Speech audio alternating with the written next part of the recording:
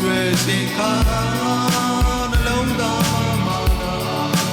ဘုံတော်ပါတည်ငြိမ်တွေ့တော့မှအတိကိုအားနေချိန်ရွယ်ရာကိုတို့ပေါင်းခဲ့စေတယ်ညာရဲ့ဆွမ်းရှိ